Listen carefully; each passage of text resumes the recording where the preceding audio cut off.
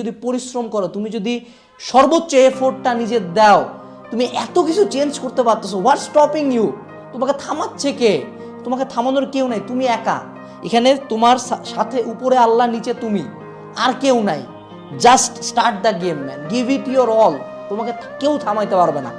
Just এইটা ensure করো যে অ্যাডমিশন টাইমে তোমার যতটুকু পড়ার কথা তুমি তার সর্বোচ্চটা পড়তেছো।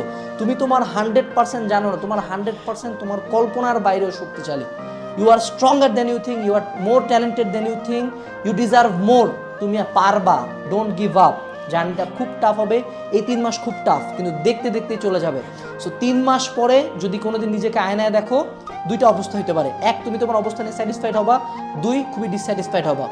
ওই একটা কথা আছে না যে the bill of regret is higher than the bill of pain. মানে তুমি পেইন থেকে যতটুকু না রিগ্রেট কষ্ট পাবা, তোমার যদি রিগ্রেট থাকে যে আল্লাহ, আফসোস থাকে যে ইস আমি যদি আরেকটু পড়তাম, সেটা কিন্তু আরো বেশি।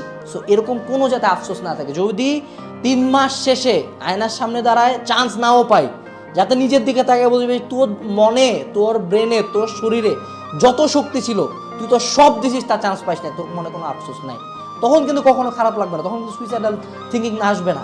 বাট যদি তুমি তোমার সর্বোচ্চটা না দাও, এই গিল্টটা মনের মধ্যে আজীবন থাকবে। Don't be guilty, don't be guilty.